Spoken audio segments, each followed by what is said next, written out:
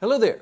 Dr. Bill Crawford here, psychologist, speaker, author of 7 books, host of 2 PBS specials.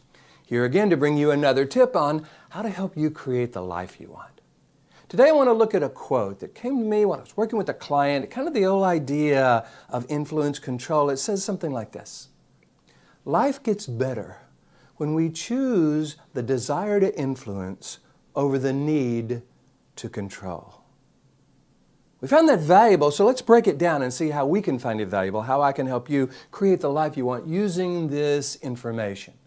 So the first word here is choose. I think that's important because when we choose something, we come from that purposeful choice part of the brain, what I call the top of the mind. For those of you who follow my life from the top of the mind philosophy, you know we got the brainstem, the limbic system, the reactive part. We don't make choices down there, we just react. Then we've got this upper 80% of the brain, this purposeful part where we do make choices. So life gets better when we choose the desire to influence over the need to control.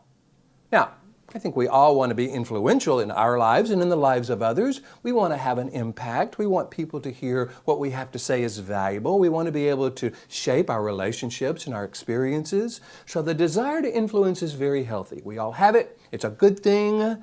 But let's look at that need to control. Number one, the need. A need is a word that basically says, if this doesn't happen, bad things will happen. We need to eat, we need to breathe, we need to have some place to live. Those are kind of basic needs, and if we don't have those, bad things will happen. We really need to worry about that. But the need to control.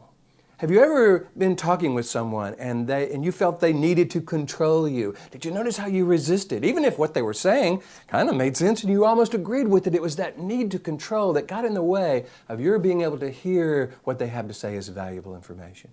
Same thing, when we need to control other people and other situations around us, that need drives the brainstem and we find ourselves reacting in ways that are not about choice but about reaction and actually get in the way of us being influential over life and others because others react to that in a way that is counter to our desire to influence them because they feel we're trying to control them.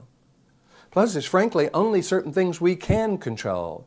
One of the things I like to do is make sure that I'm controlling what I can. I can control the chemical makeup of my body if I know how, using my life from the top of the mind philosophy. I can control what part of the brain I'm in. I can control the qualities and characteristics I'm bringing to life if I make that important enough.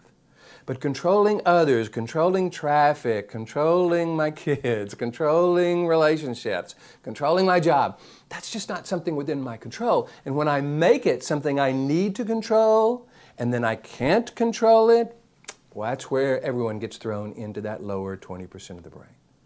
So what if we chose the desire to influence, a very healthy desire, we all want to be influential in our life, over the need to control. When we find ourselves needing control of something or someone, what if we backed off on that and said, okay, what if my desire was to influence this? How would I go about that?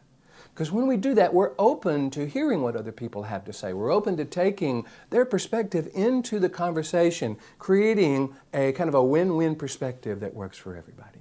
And remember, we're coming from this upper 80% of the brain if we are choosing that desire to influence over the need to control. So if you find yourself needing to control things in your life and it's not working for you, it's kind of frustrating you or it's pushing people away, maybe this new philosophy of accessing this upper 80% of the brain, the best of who we are, and bringing that desire to influence into the picture could be one solution to helping you become more influential in your life and in the lives of others. That's the irony here.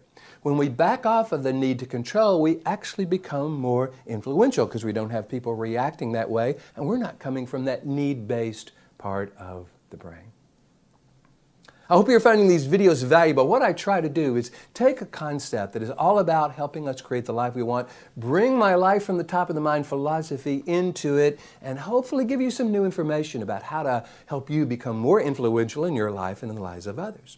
If you like this video, please hit the like button, share it with your friends if you feel it's valuable. You know how YouTube and Facebook and Pinterest and all those folks love it when you like it.